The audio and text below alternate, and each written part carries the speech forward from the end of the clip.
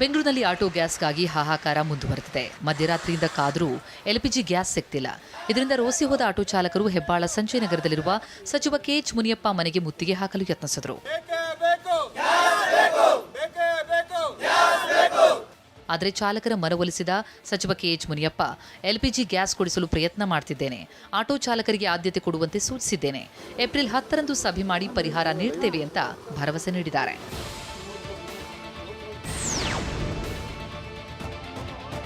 ರಾಜ್ಯದಲ್ಲಿ auto gas ಟ್ರಬಲ್ನಿಂದಾಗಿ ಚಾಲಕರು ಕಂಗಾಲಾಗಿದ್ದಾರೆ. ಸಮರ್ಪಕವಾಗಿ ಅನಿಲ ಪೂರೈಕೆಯಾಗದ ಹಿನ್ನೆಲೆ ಬೆಂಗಳೂರಿನ ಬಹುತೇಕ ಫಿಲ್ಲಿಂಗ್ ಸ್ಟೇಷನ್ಗಳು ಬಂದ್ ಆಗಿವೆ. ರಾಜಾಜಿನಗರ ರಾಜ್ಕುಮಾರ್ ರಸ್ತೆಯಲ್ಲಿ ಗ್ಯಾಸ್ಗಾಗಿ ಆಟೋ ಚಾಲಕರು 4 ಕಿಲೋಮೀಟರ್ ಕ್ಯೂ ನಿಂತಿದ್ರು. ಸಮಸ್ಯೆ ಹೀಗೆ ಮುಂದುವರೆದರೆ ಬದುಕೋದೇ ಕಷ್ಟ ಅಂತ ಆಟೋ ಚಾಲಕರು ಅಳಲು ತೋಡ್ಕೊಂಡಿದ್ದಾರೆ. ಬೆಂಗಳೂರಿನ ಬಹುತೇಕ ಆಟೋ ಎಲ್ಪಿಜಿ ಬಂಕ್ಗಳಲ್ಲಿ ಆಟೋ ಎಲ್ಪಿಜಿ ಸಿಗ್ತಾ ಇಲ್ಲ. ಹೀಗಾಗಿ ಬೆಂಗಳೂರಿನ ಬಹುತೇಕ ಆಟೋ ಎಲ್ಪಿಜಿ ಬಂಕ್ಗಳ ಮುಂದೆ ಆಟೋ ಚಾಲಕರು ಪರದಾಡುತ್ತಿರುವಂಥ ಸ್ಥಿತಿ ಇದೆ. ಸದ್ಯಕ್ಕೆ ನಾನೀಗ ರಾಜ್ಕುಮಾರ್ ರಸ್ತೆ, ರಾಜಾಜಿನಗರದ ರಾಜ್ಕುಮಾರ್ ರಸ್ತೆಯಲ್ಲಿರುವಂತಹ ಗ್ಯಾಸ್ ಪ್ಲಸ್ ಅನ್ನುವಂತಹ ಆಟೋ ಬಂಕ್ ಮುಂದೆ ಇದ್ದೀನಿ. ನಿಮಗೆ ಸದ್ಯಕ್ಕೆ ತೋರಿಸ್ತಾ ಇದ್ದೀನಿ ಯಾವ ರೀತಿಯಾಗಿದೆ ಸದ್ಯದ ಚಿತ್ರಣ ಅಂತ ಹೇಳಿ. ಸದ್ಯಕ್ಕೆ 1.5 ಕಿಲೋಮೀಟರ್ಗಿಂತ ಹೆಚ್ಚು ಆಟೋಗಳು ಆಟೋ ಎಲ್ಪಿಜಿಯನ್ನು ತುಂಬಿಸ್ಕೊಳ್ಳೋದಕ್ಕೆ ಕ್ಯೂ ನಿಂತಿದ್ದಾರೆ. ಬೆಂಗಳೂರಿನ ಹೆಬ್ಬಾಳದಲ್ಲಿರುವ ಗುಡ್ಡದಹಳ್ಳಿ ಎಲ್ಪಿಜಿ ಗ್ಯಾಸ್ ಬಂಕ್ ಬಂದ್ ಮಾಡಲಾಗಿದೆ. ಸ್ಟಾಕ್ ಇದೆ ಎಂಬ ನಿರೀಕ್ಷೆಯಲ್ಲಿ ಬಂದಿದ್ದ ಆಟೋ ಚಾಲಕರಿಗೆ ನಿರಾಸೆಯಾಗಿದೆ. ಬಂಕ್ ಬಳಿಗೆ ಬಂದು ವಾಪಸ್ ಆಗ್ತಿದ್ದಾರೆ. ಕಾರ್ಯಾಚರಣೆ ಬಂದ್ ಆಗಿರುವುದರಿಂದ ಸೂರ್ಯ ಎಲ್ಪಿಜಿ ಬಂಕ್ ಬಿಕೋ ಅಂತಿದೆ. ಪರಿಸ್ಥಿತಿ ಹೀಗಿದ್ರೂ ಚಾಲಕರು 25ಕ್ಕೂ ಹೆಚ್ಚು ಆಟೋಗಳನ್ನು ಬಂಕ್ ಆವರಣದಲ್ಲೇ ಬಿಟ್ಟು ಹೋಗಿದ್ದಾರೆ. ಬೆಂಗಳೂರಿನಲ್ಲಿರ್ತಕ್ಕಂಥ ಗುಡ್ಡದಳ್ಳಿ ಸರ್ಕಲ್ ಅಲ್ಲಿ ಸೂರ್ಯ ಎಲ್ಪಿಜಿ ಗ್ಯಾಸ್ ಬಂಕ್ ಕೂಡ ಬಂದ್ ಆಗಿದೆ. ನಾನು ಸದ್ಯಕ್ಕೆ ಅದೇ ಒಂದು ಜಾಗದಲ್ಲಿ ಇದ್ದೀನಿ. ನೀವು ನೋಡ್ತಾ ಇದ್ದೀರಿ, ಇದು ಗುಡ್ಡದಳ್ಳಿ ಸರ್ಕಲ್, ಹೆಬ್ಬಾಳ ಬಳಿ ಇರ್ತಕ್ಕಂಥ ನಾಗೇನಹಳ್ಳಿ ಮುಖ್ಯ ರಸ್ತೆಯಲ್ಲಿ ಬರೆದ ಗುಡ್ಡದಹಳ್ಳಿ ಸರ್ಕಲ್ನಲ್ಲಿ ಈ ಒಂದು ಸೂರ್ಯ ಆಟೋ ಎಲ್ಪಿಜಿ ಬಂಕ್ ಇದೆ. ನಿತ್ಯ ಇಲ್ಲಿಗೆ ನೂರಾರು ಸಂಖ್ಯೆಯಲ್ಲಿ ಆಟೋಗಳು ಬರ್ತಾ ಇದ್ವು, ಎಲ್ಪಿಜಿ ಗ್ಯಾಸನ್ನು ತುಂಬಿಸ್ಕೊಂಡು ಹೋಗ್ತಾ ಇತ್ತು. ಬಟ್ ಅದೇ ಕಳೆದ 2 ದಿನಗಳಿಂದ ಸ್ಟಾಕ್ ಇಲ್ಲದಿರ್ತಕ್ಕಂಥ ಕಾರಣ ಈಗ ಬಂಕ್ನ ಕ್ಲೋಸ್ ಮಾಡಿದ್ದಾರೆ. ಹೀಗಾಗಿ ಇಲ್ಲಿ ಸಿಗುತ್ತೆ ಅಂತಕ್ಕಂಥ ನಿರೀಕ್ಷೆಯೊಂದಿಗೆ ಬಂದಿದ್ದ ಆಟೋ ಚಾಲಕರಿಗೆ ಭಾರೀ ನಿರಾಶೆ ಆಗಿದೆ. ಆಟೋ ಎಲ್ಪಿಜಿ ಪೂರೈಕೆಯಲ್ಲಿ ಅಭಾವ ತೀವ್ರಗೊಳ್ಳುತ್ತಿದ್ದಂತೆ ಖಾಸಗಿ ಬಂಕ್ಗಳಲ್ಲಿ ಅನಿಲ ದರ ಕೂಡ ದಿನದಿಂದ ದಿನಕ್ಕೆ ಹೆಚ್ಚಳವಾಗ್ತಾ ಇದೆ. ಸಾರಕ್ಕಿ ಸಿಗ್ನಲ್ ಬಳಿ ಇರುವ ಗೋ ಗ್ಯಾಸ್ ಬಂಕ್ನಲ್ಲಿ ಬೆಳಗ್ಗೆ 4 ಗಂಟೆಗೆ 105 ರೂಪಾಯಿ ಇದ್ದ ಕೆಜಿ ಗ್ಯಾಸ್ ಬೆಳಗ್ಗೆ 10:30 ನಂತರ 120 ರೂಪಾಯಿಗೆ ಜಿಗಿದಿದೆ. ಆಕ್ರೋಶಗೊಂಡ ಆಟೋ ಚಾಲಕರು ಪೊಲೀಸ್ ಸ್ಟೇಷನ್ಗೆ ದೂರು ಕೊಟ್ಟಿದ್ದಾರೆ. ಸದ್ಯ ಗೋ ಗ್ಯಾಸ್ ಬಂಕ್ನಲ್ಲಿ ವಿತರಣೆ ಸ್ಥಗಿತವಾಗಿದೆ. 4 ಗಂಟೆಗೆ ಬಂದಿವಿ ಸರ್, 95 ಆಗ್ತಾ ಇದ್ರು. ಆಮೇಲೆ ಲೋಡ್ ಬಂತು ಅಂತ ಒಂದು 5 ನಿಮಿಷ ಸ್ಟಾಪ್ ಮಾಡಿದ್ರು. ಅಷ್ಟರಲ್ಲಿ ಗಾಡಿಗಳೆಲ್ಲ ಸಿಗ್ನಲ್ ದಾಂಕ ಲೈನ್ ನಿಂತ್ಕೊಬಿಟ್ಟಿತ್ತು. ಲೋಡ್ ಆಗಿದ ತಕ್ಷಣ 120 ಅಂತ ಬೋರ್ಡ್ ಹಾಕ್ಬಿಟ್ರಿ ಸರ್. ಕೇಳಿದಕ್ಕೆ ನಮ್ಗೆ ಅಷ್ಟು ಬಂದಿದೆ ಹಂಗಂತ ಹೇಳಿದ್ರು. ಸರಿ ಬಿಲ್ ತೋರಿಸಿ ಅದು ಅಂದಿದ್ದಕ್ಕೆ ಪೊಲೀಸ್ಗೆ ಫೋನ್ ಮಾಡಿದ್ವಿ. ಅವ್ರು ಬಂದರು. ಬಂದ್ಬಿಟ್ಟು ಸರಿ ಮ್ಯಾನೇಜರ್ನ ಅಲ್ಲಿಗೆ ಕರೆಸಿ ಸ್ಟೇಷನ್ ಹತ್ರ ಬನ್ನಿ ಅಂತ ಹೋಗಿದ್ದಾರೆ ಸರ್. ಒಂದು 20 ಜನ ಡ್ರೈವರ್ಗಳು ಜೊತೆಗೆ ಮ್ಯಾನೇಜರ್ ಕರ್ಕೊಂಡು ಸ್ಟೇಷನ್. ಬೆಂಗಳೂರಿನ ಬಸಪ್ಪ ಸರ್ಕಲ್ನಲ್ಲಿ ಮುಂಜಾನೆಯಿಂದಲೇ ಆಟೋ ಗ್ಯಾಸ್ಗಾಗಿ ಚಾಲಕರು ಕ್ಯೂ ನಿಂತಿದ್ದಾರೆ. ಬಸಪ್ಪ ಸರ್ಕಲ್ನಿಂದ ಸಜ್ಜನರಾವ್ ಸರ್ಕಲ್ವರೆಗೂ ಆಟೋಗಳು ಸರತಿ ಸಾಲಲ್ಲಿ ನಿಂತಿವೆ. ಕಾರುಗಳಿಗೆ 500 ರೂಪಾಯಿ, ಆಟೋಗಳಿಗೆ 300 ರೂಪಾಯಿ ಗ್ಯಾಸ್ ಅನ್ನು ಮಿತಿಗೊಳಿಸಲಾಗಿದೆ. ಮಧ್ಯಾಹ್ನ 12 ಗಂಟೆ ಬಳಿಕ ಗ್ಯಾಸ್ ಬಂಕ್ ಕ್ಲೋಸ್ ಆಗಿದ್ದರಿಂದ ಆಟೋ ಚಾಲಕರು ಕ್ಯೂ ನಿಂತಿದ್ರು. ಕಳೆದ 10-15 ದಿನಗಳಿಂದಲೂ ಕೂಡ ರಾಜಧಾನಿ ಬೆಂಗಳೂರಿನಲ್ಲಿರುವಂತಹ ಆಟೋ ಚಾಲಕರಿಗೆ ಆಟೋ ಎಲ್ಪಿಜಿ ಸಿಗದೆ ಸಂಕಷ್ಟವನ್ನು ಎದುರಿಸ್ತಾ ಇರುವಂಥದ್ದು. ಸದ್ಯ ನಾನೀಗ ಬಸಪ್ಪ ಸರ್ಕಲ್ನಲ್ಲಿರುವಂತಹ ಸೂಪರ್ ಗ್ಯಾಸ್ ಬಂಕ್ನ ಮುಂಭಾಗದಲ್ಲಿದ್ದೀನಿ. ಸದ್ಯ ನಾನು ಕೂಡ ದೃಶ್ಯದಲ್ಲಿ ತೋರಿಸ್ತಾ ಇದ್ದೀನಿ. ಇಲ್ಲೂ ಕೂಡ ಒಂದು ಬೋರ್ಡ್ ಹಾಕಿದ್ದಾರೆ. ಅಂದರೆ ಕಾರಿಗೆ 500 ರೂಪಾಯಿ, ಆಟೋ ರಿಕ್ಷಾಗೆ 300 ರೂಪಾಯಿ ಅನ್ನುವಂಥ ಒಂದು ಬೋರ್ಡನ್ನು ಕೂಡ ಹಾಕಿರುವಂಥದ್ದು. ಬೆಳಗಿನಿಂದಲೇ ಆಟೋ ಚಾಲಕರು ಕೂಡ ನಿಂತು ಆಟೋ ಎಲ್ಪಿಜಿಯನ್ನು ಹಾಕಿಸ್ಕೊಳ್ಳಿ ಮುಂದಾಗಿದ್ದಾರೆ. ಬೆಂಗಳೂರು ದಕ್ಷಿಣ ಜಿಲ್ಲೆ ರಾಮನಗರದಲ್ಲಿ ಕಳೆದ 3 ದಿನಗಳಿಂದ ಕಾರ್ಯನಿರ್ವಹಿಸ್ತಾ ಇದ್ದ ಆಟೋ ಗ್ಯಾಸ್ ಬಂಕ್ ಸ್ಥಗಿತವಾಗಿದೆ. ಅರ್ಚಕರಹಳ್ಳಿ ಬಳಿ ಇರುವ ಪ್ರೊಫೈಲ್ ಗ್ಯಾಸ್ ಬಂಕ್ ಮುಚ್ಚಿರೋದ್ರಿಂದ ಆಟೋ ಚಾಲಕರು ಪರದಾಡುವಂತಾಗಿದೆ. ಗ್ಯಾಸ್ ತುಂಬಿಸಿಕೊಳ್ಳೋದಕ್ಕೆ ಬಂದ ಆಟೋ ಚಾಲಕರು ವಾಪಸ್ ಹೋಗ್ತಿದ್ದಾರೆ. ಜಿಲ್ಲಾ ಕೇಂದ್ರದಲ್ಲಿರುವ ಏಕೈಕ ಆಟೋ ಎಲ್ಪಿಜಿ ಬಂಕ್ ಸ್ಥಗಿತವಾಗಿದ್ದರಿಂದ ದೂರದಿಂದ ಬಂದ ಚಾಲಕರು ವಾಹನದಲ್ಲೇ ಕಾಲ ಕಳೆಯುವಂತಾಗಿದೆ. ಜಿಲ್ಲಾ ಕೇಂದ್ರದಲ್ಲಿ ಕೆಲ ದಿನಗಳಿಂದ ಕಾರ್ಯವನ್ನು ನಿರ್ವಹಿಸುತ್ತಿದ್ದಂತ ಆಟೋ ಎಲ್ಪಿಜಿ ಬಂಕ್ ಕೂಡ ಇದೀಗ ಬಂದ್ ಆಗಿದೆ. ಆ ಒಂದು ಸ್ಥಳದಲ್ಲಿ ಇದ್ದೀನಿ. ನೀವು ಕೂಡ ದೃಶ್ಯದಲ್ಲಿ ನೋಡಬಹುದು. ಇದು ಬೆಂಗಳೂರು ದಕ್ಷಿಣ ಜಿಲ್ಲೆ ರಾಮನಗರ ಹೊರವಲಯದ ಅರ್ಚಕರಲ್ಲಿ ಬಳಿ ಇರುವಂತಹ ಪ್ರೊಫೈಲ್ ಆಟೋ ಎಲ್ಪಿಜಿ ಬಂಕ್. ಕಳೆದ 3 ದಿನಗಳಿಂದಲೂ ಕೂಡ ಈ ಒಂದು ಬಂಕ್ ಕಾರ್ಯವನ್ನು ನಿರ್ವಹಿಸ್ತಾ ಇತ್ತು. ಇದೀಗ ಗ್ಯಾಸ್ ಇಲ್ಲದಿರುವಂತಹ ಹಿನ್ನೆಲೆಯಲ್ಲಿ ಈ ಒಂದು ಬಂಕ್ನ ಮಾಲೀಕರು ಕೂಡ ಬೀಗವನ್ನು ಕೂಡ ಜಡಿದಿರುವಂತದ್ದು. ಬಳ್ಳಾರಿಯಲ್ಲಿ ಆಟೋ ಗ್ಯಾಸ್ ತೊಂದರೆಯಿಂದ ಚಾಲಕರು ಪರದಾಡ್ತಿದ್ದಾರೆ. ಬಳ್ಳಾರಿಯಲ್ಲಿರುವ 7 ಎಲ್ಪಿಜಿ ಬಂಕ್ಗಳ ಪೈಕಿ ಒಂದು ಮಾತ್ರ ಓಪನ್ ಆಗಿದೆ. ಹೀಗಾಗಿ ಎಂಜಿ ರಸ್ತೆಯಲ್ಲಿರುವ ಗ್ಯಾಸ್ ಬಂಕ್ ಬಳಿ 3 ಕಿಲೋಮೀಟರ್ವರೆಗೂ 1000ಕ್ಕೂ ಹೆಚ್ಚು ಆಟೋಗಳು ನಿಂತಿವೆ. ಮುಂಜಾನೆಯಿಂದಲೇ ಆಟೋಗಳು ಕ್ಯೂ ನಿಂತಿವೆ. ಬಳ್ಳಾರಿ ನಗರದಲ್ಲಿರ್ತಕ್ಕಂಥ 7 ಆಟೋ LPG ಬಂಕ್ಗಳಲ್ಲಿ ಕೇವಲ ಒಂದರಲ್ಲಿ ಮಾತ್ರ LPG ಸಿಗ್ತಾ ಇದೆ. ಹೀಗಾಗಿ ನಸುಕಿನ ಜಾವದಿಂದಲೇ ಆ ಆಟೋ LPG ಬಂಕ್ನ ಮುಂಭಾಗದಲ್ಲಿ ಸಾವಿರಾರು ಆಟೋಗಳು ಕ್ಯೂ ನಿಲ್ಲುವಂಥ ಪರಿಸ್ಥಿತಿ ಇದೀಗ ಬಂದಿರುವಂಥದ್ದು. ಹೀಗಾಗಿ ಸಾವಿರಾರು ಸಂಖ್ಯೆಯಲ್ಲಿ ಆಟೋಗಳು ನಸುಕಿನ ಜಾವದಿಂದಲೇ ಕ್ಯೂವನ್ನು ಹಚ್ಚಿರುವಂಥದ್ದು. ನಿತ್ಯ ಕೂಡ ಅಂದರೆ ದಿನದ 24 ಗಂಟೆನೂ ಇದೇ ರೀತಿಯಾಗಿ ಕ್ಯೂ ನಿಲ್ಲುವಂಥ ಪರಿಸ್ಥಿತಿ ಇದೀಗ ಆಟೋ ಚಾಲಕರಿಗೆ ಬಳ್ಳಾರಿಯಲ್ಲಿ ಬಂದೊದಗಿರುವಂಥದ್ದು. ರಾಯಚೂರಿನಲ್ಲಿರುವ ಆಟೋ LPG ಸಮಸ್ಯೆಯಿಂದ ಆಟೋ ಚಾಲಕರು ಪರದಾಡ್ತಿದ್ದಾರೆ. ಗ್ಯಾಸ್ ಖಾಲಿಯಾಗಿರುವುದರಿಂದ ಚಾಲಕರು ತಲೆ ಮೇಲೆ ಕೈ ಹೊತ್ತುಕೊಳ್ತಿದ್ದಾರೆ. ಯಾವಾಗ ಗ್ಯಾಸ್ ಬರುತ್ತೋ ಅಂತ ಚಾತಕ ಪಕ್ಷಿಯಂತೆ ಕಾಯ್ತಿದ್ದಾರೆ. ಹೀಗೆ ಆಟೋ ಗ್ಯಾಸ್ ಸಮಸ್ಯೆ ಮುಂದುವರೆದರೆ ಕಳ್ಳತನ ಶುರುವಾಗುತ್ತೆ ಅಂತ ಆಟೋ ಚಾಲಕರೊಬ್ಬರು ಎಚ್ಚರಿಕೆ ಕೊಟ್ಟಿದ್ದಾರೆ. ಕಳೆದ 2 ದಿನಗಳ ಹಿಂದೆ ಸ್ಟಾಕ್ ಬಂದಿತ್ತು, ಆದರೆ ಈಗ ಮತ್ತೆ ಗ್ಯಾಸ್ ಸ್ಟಾಕ್ ಖಾಲಿಯಾಗಿರುವಂಥದ್ದು ಆಟೋ ಚಾಲಕರು ಕಂಗಾಲಾಗಿರುವಂತೆ ಮಾಡಿರುವಂಥದ್ದು ದೃಶ್ಯದಲ್ಲಿ ತಾವು ನೋಡ್ಬೋದು. ಬಂಕ್ನ ಎರಡೂ ಬದಿಯಲ್ಲೂ ಕೂಡ ಬಂಕ್ನ ಸಿಬ್ಬಂದಿ ಹಗ್ಗವನ್ನು ಕಟ್ಟಿ ಸ್ಟಾಕ್ ಇಲ್ಲ ಅನ್ನುವಂಥ ನಿಟ್ಟಿನಲ್ಲಿ ಸಿಬ್ಬಂದಿ ಕೂಡ ಹಗ್ಗ ಏನಿದೆ ಇದರ ಬಳಿ ನಿಂತು ಆಟೋ ಚಾಲಕರು ಯಾರು ಒಳಗಡೆ ಬರಬಾರ್ದು ಅನ್ನೋಂಥ ನಿಟ್ಟಿನಲ್ಲಿ ಯಾರು ಬಂದು ಗ್ಯಾಸ್ ಇದೆಯಾ ಇಲ್ವಾ ಅನ್ನೋಂಥದ್ದು ಕೇಳ್ತಾರೆ. ಅವ್ರಿಗೆ ಹಗ್ಗವನ್ನು ಕಟ್ಟಿ ಸ್ಟಾಕ್ ಇಲ್ಲ ಅಂತ ಹೇಳಿ ಹೇಳ್ತಾ ಇದ್ದಾರೆ. ಬರೀ 2 ದಿನಕ್ಕೆ ಇಡೀ ಸ್ಟಾಕ್ ಖಾಲಿಯಾಗಿರುವಂಥದ್ದು ಮತ್ತೆ ಆಟೋ ಚಾಲಕರು ಆತಂಕದಲ್ಲಿ ಸಿಲುಕುವಂತೆ ಮಾಡಿರುವಂಥದ್ದು. ಗದಗ ಜಿಲ್ಲೆಯಲ್ಲಿ ಆಟೋ ಚಾಲಕರ ಸ್ಥಿತಿ ಚಿಂತಾಜನಕ ಸ್ಥಿತಿ ತಲುಪಿದೆ. ಗ್ಯಾಸ್ ಸಿಗದೆ ದುಡಿಮೆಯೂ ಇಲ್ಲದೆ ಚಾಲಕರೊಬ್ಬರು ಕಣ್ಣೀರು ಹಾಕಿದ್ದಾರೆ. ನಗರದ SM ಕೃಷ್ಣ ಬಡಾವಣೆಯ ನರೇಶ್ ಎಂಬ ಚಾಲಕ 4-5 ದಿನಗಳಿಂದ ಮನೆ ಮುಂದೆ ಆಟೋ ನಿಲ್ಲಿಸಿದ್ದಾರೆ.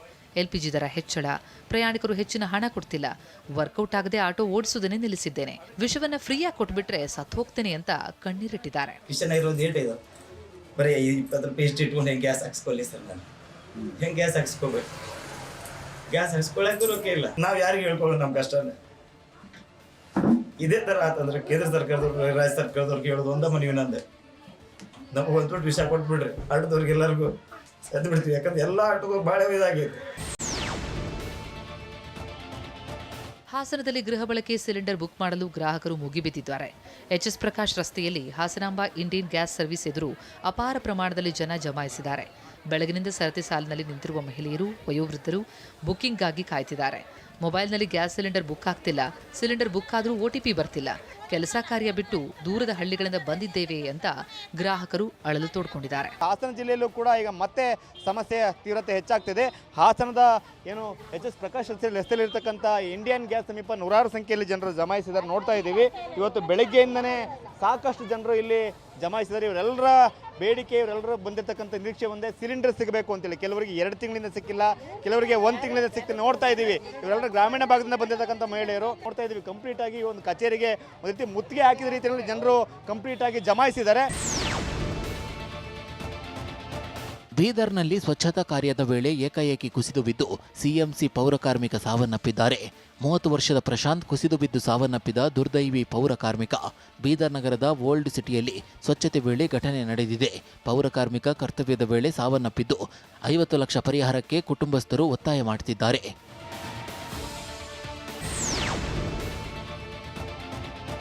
ಹುಬ್ಬಳ್ಳಿಯಲ್ಲಿ 2ನೇ ಲವ್ ಜಿಹಾದ್ ಆರೋಪ ಪ್ರಕರಣ ಸಂಬಂಧ 2ನೇ ಪ್ರಕರಣದ ಸಂತ್ರಸ್ತೆಯಿಂದ ಮತ್ತೆರಡು ವಿಡಿಯೋ ಬಿಡುಗಡೆಯಾಗಿದೆ. ನಿನ್ನೆ ಮುಫೀಸ್ ಪರವಾಗಿ ಸಂತ್ರಸ್ತೆ ಮಾತನಾಡಿದ್ದ ವಿಡಿಯೋ ವೈರಲ್ ಆಗಿತ್ತು. ಈ ಬಗ್ಗೆ ಸ್ಪಷ್ಟನೆ ನೀಡಿರೋ ಯುವತಿ, ಆ ವಿಡಿಯೋಗಳು ಹಲವು ವರ್ಷದ ಹಿಂದೆ ಮಾಡಿದ್ದಾಗಿವೆ. ಖಾಸಗಿ ಕ್ಷಣದಲ್ಲಿದ್ದ ವಿಡಿಯೋ ವೈರಲ್ ಮಾಡುವ ಬೆದರಿಕೆಯೊಡ್ಡಿ ಆ ವಿಡಿಯೋ ಮಾಡಿಸಲಾಗಿತ್ತು. ಈ ವಿಡಿಯೋ ಈಗ ವೈರಲ್ ಆಗಿದ್ದು, ಇದರ ಹಿಂದೆ ರಾಜಕೀಯ ಮುಖಂಡರೊಬ್ಬರ ಕೈವಾಡವಿದೆ ಎಂದು ಆರೋಪಿಸಿದ್ದಾಳೆ.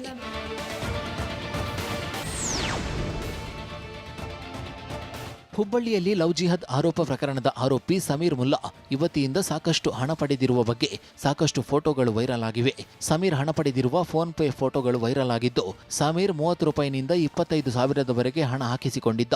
ಕಳೆದ 2 ವರ್ಷಗಳಲ್ಲಿ ಯುವತಿಯನ್ನು ಬೆದರಿಸಿ ಸಮೀರ್ ಮುಲ್ಲಾ ಸಾವಿರಾರು ರೂಪಾಯಿ ಪಡೆದಿರುವ ಆರೋಪ ಕೇಳಿಬಂದಿದೆ.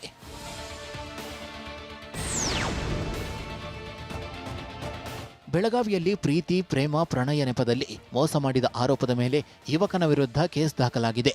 ಮಾಧವ ಕಾಲೋನಿ ನಿವಾಸಿ ಈಶ್ವರ ಸಿಂಗ್, ಪ್ರೇಮ ಸಿಂಗ್, ಬಡಗೂಜರ್ ವಿರುದ್ಧ ಬ್ಲ್ಯಾಕ್ ಮೇಲ್ ಆರೋಪ ಮಾಡಲಾಗಿದೆ. ಮದುವೆ ಆಗೋದಾಗಿ ದೈಹಿಕ ಸಂಪರ್ಕ ಬೆಳೆಸಿ ಅಶ್ಲೀಲ ವಿಡಿಯೋ ರೆಕಾರ್ಡ್ ಮಾಡಿದ್ದು ಲಕ್ಷಾಂತರ ರೂಪಾಯಿ ಹಣ ಲೂಟಿ ಮಾಡಿದ್ದಾನೆ ಎಂದು ಯುವತಿ ದೂರಿದ್ದಾಳೆ. 150 ಗ್ರಾಂ ಚಿನ್ನಾಭರಣ, 19 ಲಕ್ಷ ರೂಪಾಯಿ ವಸೂಲಿ ಮಾಡಿದ್ದಾನೆ. ತಾಯಿ ಚಿನ್ನ, ತಂದೆಯ FD ಹಣಕ್ಕೂ ಕನ್ನ ಹಾಕಿದ್ದಾನೆ. 3 ಕೋಟಿ ಕೊಟ್ಟರೆ ಮದುವೆ ಮಾಡಿಕೊಳ್ಳೋದಾಗಿ ಯುವಕನ ತಾಯಿ ಡಿಮ್ಯಾಂಡ್ ಮಾಡಿದ್ದಾರೆ ಎಂದು ಸಂತ್ರಸ್ತೆ ಆರೋಪಿಸಿದ್ದಾಳೆ.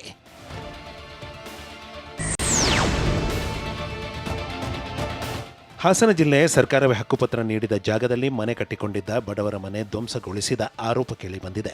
ಅರಕಲಗೂಡು ತಾಲೂಕಿನ ಅಬ್ಬೂರು ಮಾಚಗೌಡನಹಳ್ಳಿ ಗ್ರಾಮದಲ್ಲಿ 30 ವರ್ಷದಿಂದ ವಾಸವಾಗಿದ್ದ ಗೌರಮ್ಮ ಅವರ ಮನೆ ಧ್ವಂಸಗೊಳಿಸಲಾಗಿದೆ. ಗೌರಮ್ಮ ಅವರು ಕಳೆದ ವರ್ಷ ಮಳೆಗೆ ಮನೆ ಬಿದ್ದ ಕಾರಣ ಬೇರೆ ನಿವಾಸ ಕಟ್ಟಲು ಅಡಿಪಾಯ ಹಾಕಿದ್ರು. ಆದರೆ ಅಕ್ರಮವಾಗಿ ನಿರ್ಮಾಣ ಮಾಡಲಾಗಿದೆ ಎಂದು ಏಕಾಏಕಿ ತೆರವುಗೊಳಿಸಲಾಗಿದೆ ಅಂತ ತಹಶೀಲ್ದಾರ್ ಸೌಮ್ಯ ವಿರುದ್ಧ ಸಂತ್ರಸ್ತರು ಗಂಭೀರ ಆರೋಪ ಮಾಡಿದ್ದಾರೆ. ನಾನು ಬಡತನದಲ್ಲಿದ್ದು ಇದೇ ಮನೆ ಹುಲ್ಮನೆಯಲ್ಲಿದ್ದೆಯ. ವಿಜಯಪುರ ನಗರದಲ್ಲಿ ಒತ್ತುವರಿ ತೆರವು ಕಾರ್ಯಾಚರಣೆ ನಡೆಸಲಾಗುತ್ತಿದೆ. ಅತಾವುಲ್ಲಾ ಸರ್ಕಲ್ನಿಂದ ಬಡಿ ಕಮಾನ್ವರೆಗೆ ತೆರವು ಕಾರ್ಯ ಕೈಗೊಳ್ಳಲಾಗಿದೆ. ಅತಿಕ್ರಮಣ ಕಟ್ಟಡಗಳನ್ನು ಅಧಿಕಾರಿಗಳು ತೆರವುಗೊಳಿಸುತ್ತಿದ್ದಾರೆ. ತೆರವಿಗೂ ಮುನ್ನ ಕಟ್ಟಡ ಮಾಲೀಕರಿಗೆ ಪಾಲಿಕೆ ನೋಟಿಸ್ ನೀಡಿತ್ತು. ನೋಟಿಸ್ಗೆ ಯಾವುದೇ ಉತ್ತರ ನೀಡದ ಹಿನ್ನೆಲೆಯಲ್ಲಿ ತೆರವು ಕಾರ್ಯ ನಡೆದಿದೆ.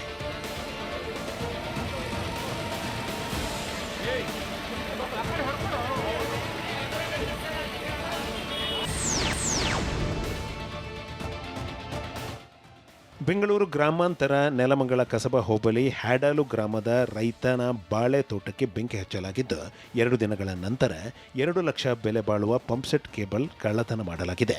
2 ದಿನಗಳ ಹಿಂದೆ ಕೃಷ್ಣಮೂರ್ತಿ ಎಂಬುವರ ಅಡಿಕೆ, ತೆಂಗು, ಬಾಳೆ ತೋಟಕ್ಕೆ ಪೆಟ್ರೋಲ್ ಡೀಸೆಲ್ ಹಾಕಿ ಬೆಂಕಿ ಹಚ್ಚಲಾಗಿತ್ತು. ಬೆಳೆ ನಾಶ ಮಾಡಿರುವ ದುಷ್ಕರ್ಮಿಗಳು ಬಳಿಕ 2000 ಲೆಂತ್ ಕೇಬಲ್ ಕಳ್ಳತನ ಮಾಡಿದ್ದಾರೆ. ಘಟನೆ ಸಂಬಂಧ ಕಳ್ಳತನಕ್ಕೆ ಬಂದಿದ್ದ ಆರೋಪಿಗಳ ಚೆಹರೆ ಸಿಸಿಟಿವಿಯಲ್ಲಿ ಪತ್ತೆಯಾಗಿದೆ.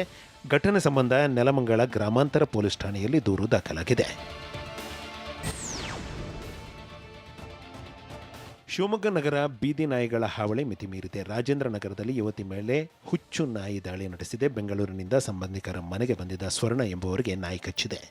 ನಾಯಿ ದಾಳಿಗೆ ಒಳಗಾದ ಯುವತಿಗೆ ಮೆಗ್ಗಾನ್ ಆಸ್ಪತ್ರೆಯಲ್ಲಿ ಚಿಕಿತ್ಸೆ ನೀಡಲಾಗುತ್ತಿದೆ. ರಾಜೇಂದ್ರ ನಗರದಲ್ಲಿ ಹುಚ್ಚು ನಾಯಿ ಉಪಟಳದಿಂದಾಗಿ ನಿವಾಸಿಗಳು ಆತಂಕಗೊಂಡಿದ್ದು ಕೈಯಲ್ಲಿ ಕೋಲು ಹಿಡಿದು ಸಂಚರಿಸುತ್ತಿದ್ದಾರೆ. ಬೀದಿ ನಾಯಿಗಳನ್ನು ಹಿಡಿಯದ ಪಾಲಿಕೆ ಅಧಿಕಾರಿಗಳ ವಿರುದ್ಧ ಆಕ್ರೋಶ ಹೊರಹಾಕಿದ್ದಾರೆ. ಬೆಂಗಳೂರಿನಲ್ಲಿ ನಟ ನಿರಂಜನ್ ಮೇಲೆ ಬಿಯರ್ ಬಾಟಲ್ನಿಂದ ಹಲ್ಲೆ ನಡೆಸಲಾಗಿದೆ. ಬಾರ್ನಲ್ಲಿ ಕಿರಿಕ್ ತೆಗೆದು ಹಲ್ಲೆ ನಡೆಸಿ ದುಷ್ಕರ್ಮಿಗಳು ಪರಾರಿಯಾಗಿದ್ದಾರೆ.